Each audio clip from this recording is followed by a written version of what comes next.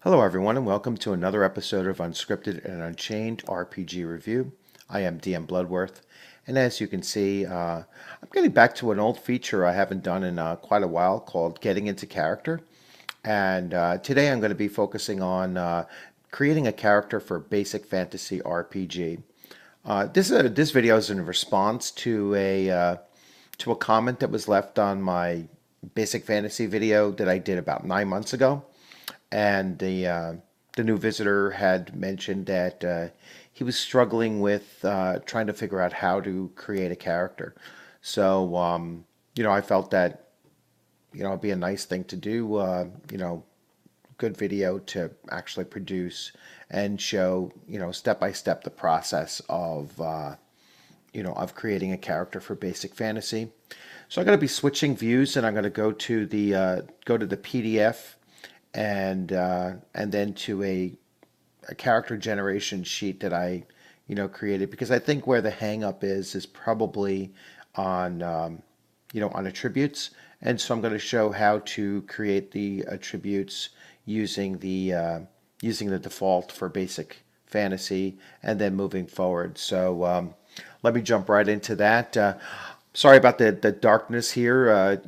Usually don't video at this time of the day, so the glare coming into the window is kind of shading the view here. But when I switch to the other view, desktop view, you won't have that problem. So let me go to the PDF first. Where is my PDF area? All right, so PDF of Basic Fantasy. You can get this on drive-through, and you can click on the link in my video description. You can go to drive-through and you can get this link for I'm sorry, this PDF free. You could also get a soft cover book through drive-through for something like $5 or $6, something crazy how cheap it is. So if you're an RPGer, there's virtually no excuse not to have this game in your library, whether it be PDF or the soft cover, which I highly recommend. So, character creation. So as you can see, very, very basic. And here is, I believe, the hang up. And that's rolling 3d6 for each ability score as described in the character ability section, and write the results down in the order in which the order in which you rolled them, in the order that they're on the character sheet. So if you're not happy with those results, it says to consult the DM to see what other possibilities you have. Once you do your attributes, then you're going to go and make sure that you have the attribute scores to match up with your character races, minimums in certain areas, and you also look to see if you're matching up or have the character traits necessary to unlock a class that you are looking to play.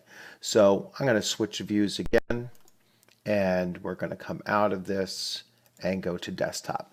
So I made this sheet here, and as you can see, I'll go down. I plan on showing 5 or 6 different options. So that should have been numbered option 5. I didn't cut and paste my sheet correctly here. So the default. So the default, you're going to roll 3d6 6 times and record your results. Then you'll consult down here. If you're playing a dwarf character, your dwarf character must have a 9 constitution and a charisma of 17 or less. An elf must have a 9 intelligence, a 17 or less in constitution. Halflings must have a dexterity of 9, a strength of 17 or less. Humans, no minimums or maximums. Dwarves can be clerics, fighters, or thieves. Elves can be clerics, fighters, thieves, magic users, or a combination or multi-class of fighter magic user or thief magic user. Halflings can be clerics, fighters, or thieves. Humans can be all of the general classes, and they can be a combo class of anything but fighter and magic user, and or thief and magic user. So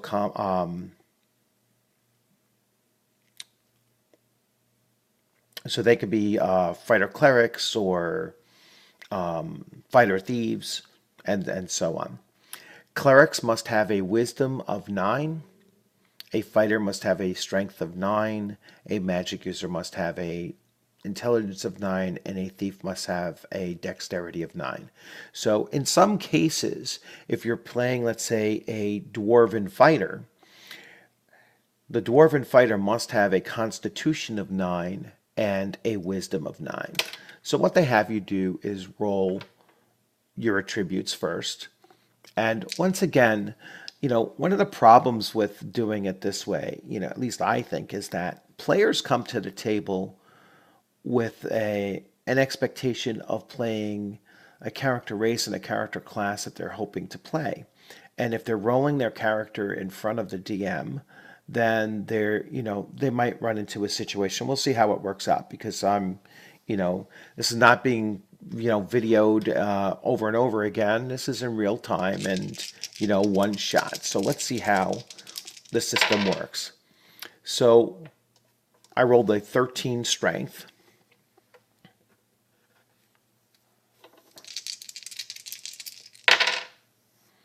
I rolled a 15 constitution, intelligence, I mean. Yeah, you have to go in order here. I rolled a 9 wisdom.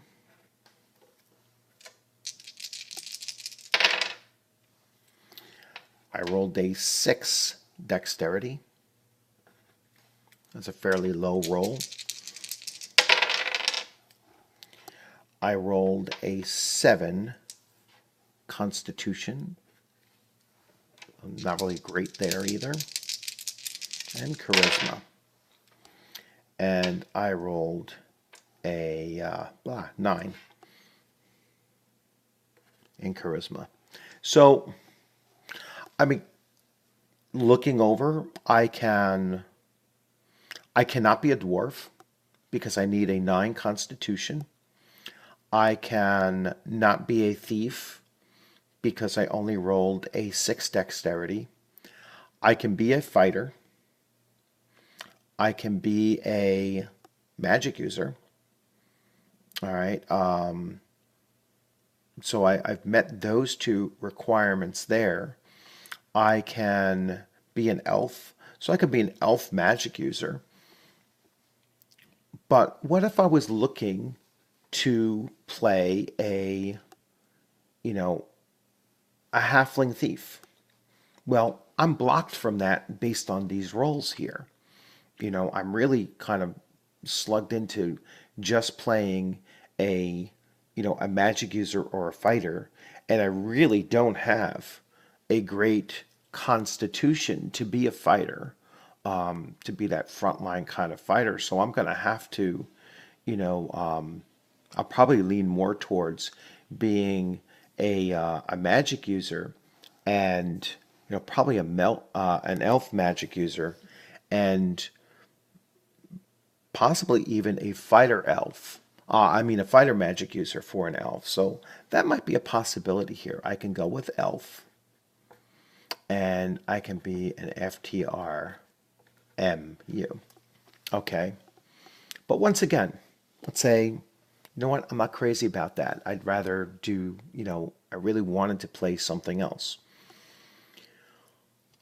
Very commonly used system of rolling is to allow you to keep the same stats, but to place them, where you'd like, right? So I'm going to keep these stats here. So if I wanted to be a thief, I would take this dexterity and make that a 15, all right, which is taking from the intelligence.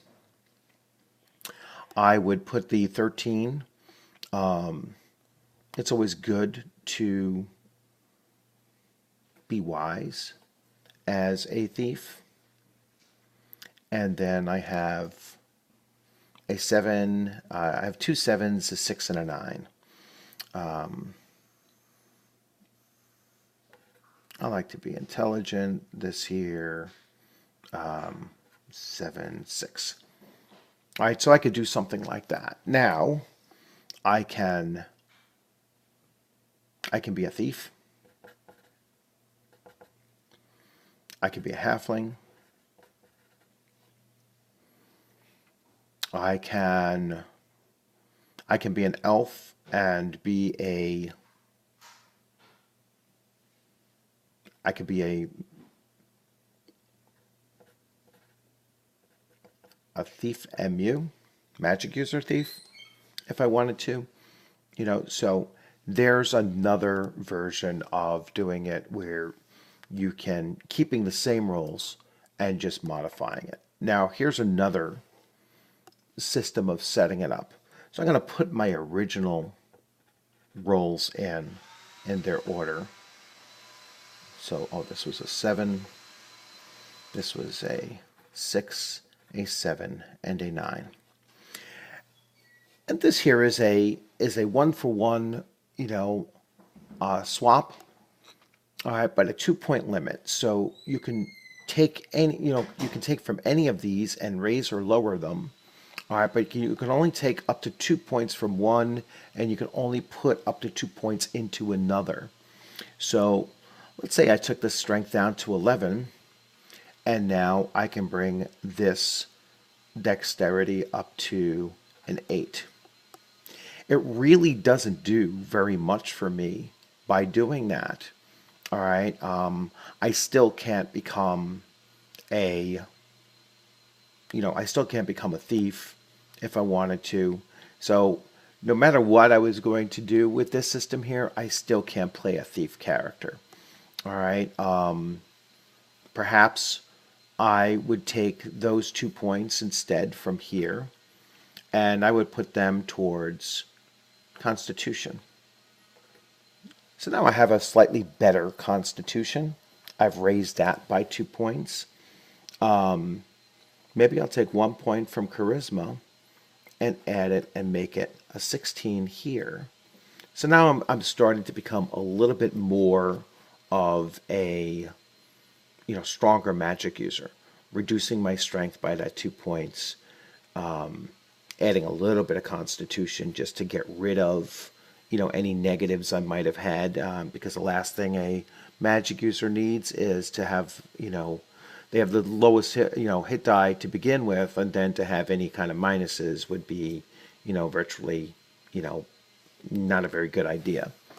So I increased the con, I reduced the strength. I had this here. The wisdom is still fairly low. I could pull from something else, but I really wouldn't want to pull from this here. And so I might end up with an 11, a 16, a 7, a 6, a 9, and an 8. All right, so, and this will be an MU, a magic user of some kind. Can be an elf. Doesn't hurt him to be an elf or a human. And there we go. Here's another version of this. And I really, because I'm doing this in real time, I really don't have the, setup here to show you. Another way is to average out all, add up all your points, so I could do that very fast here. Let's see. This was I keep on forgetting. This was a 7, 7, so that's 14. That is a 20 now. So 20 points.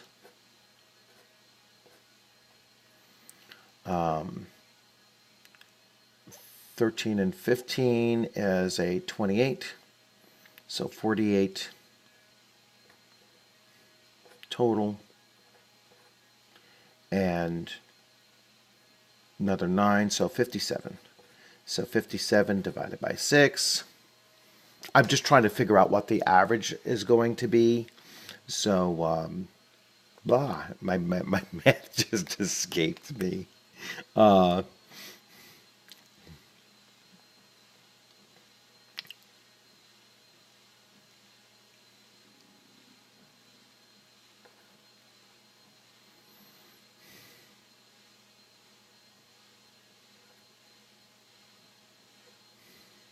Yeah, 9.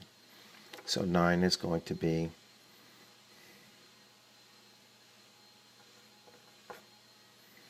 and that's going to leave me with 3 points extra.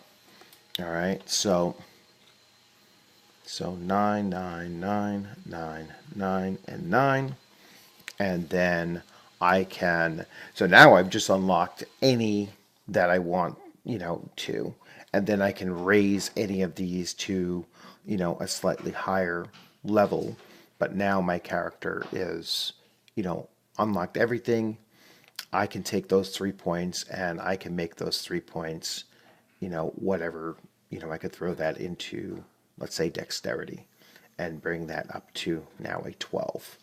And so pretty much across the board, 9's probably a thief character, open to any race that allows for thieves. Another is the no rolling attribute system, where you'll just assign a 14, a 15, a 13, a 12, a 10, and an 8.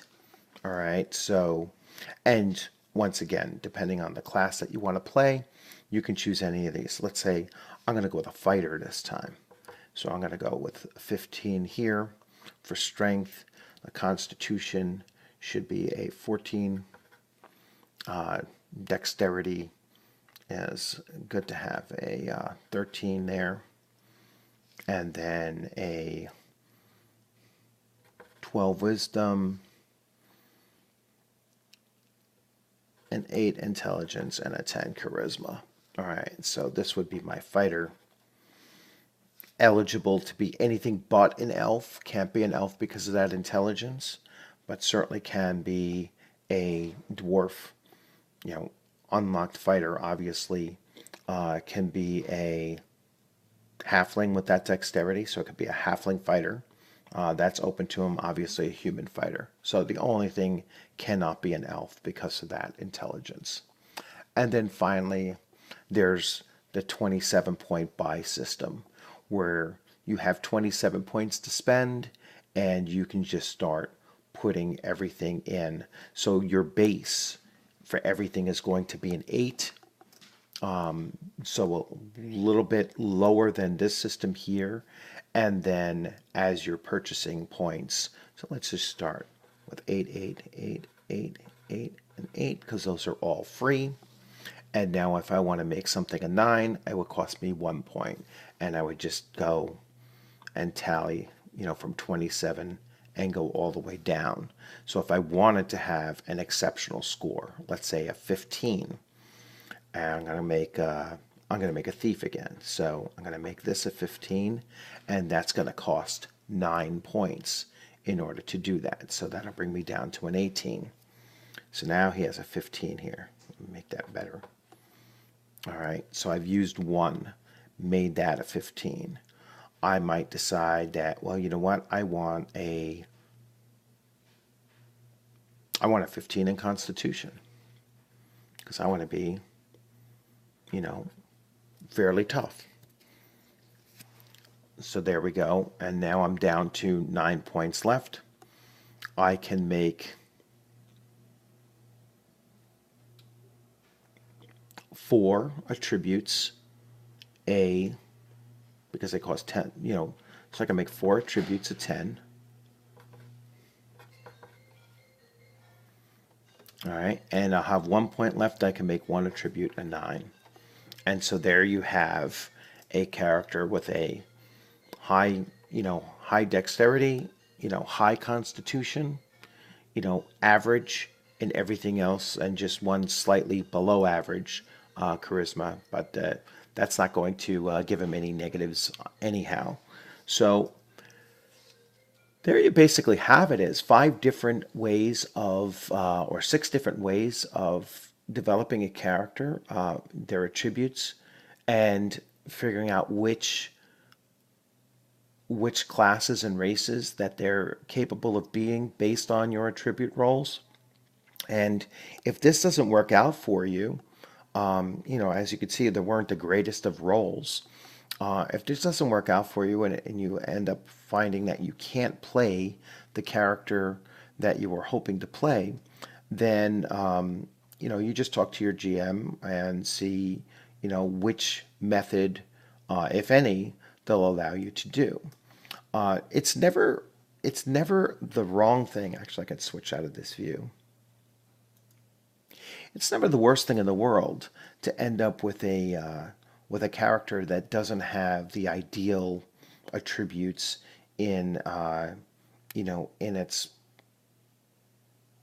in its strength or dexterity or any of those that you're looking to do. You don't always have to have an 18 strength fighter, with a 14 or more points in their constitution, so they're super strong and super tough, and they can have some of those abilities that just aren't quite up to beyond the minimum. And sometimes when you're playing a character with that kind of a fault, it becomes part of the character's overall trait, their personality, it becomes something that you can role play. And so that's it's not always a bad thing. Is basically what I'm trying to say, is that you can gain some benefit in gameplay from having the non-perfect character, and not always playing some kind of a superhero kind of character. You're playing sometimes ordinary people trying to accomplish extraordinary things.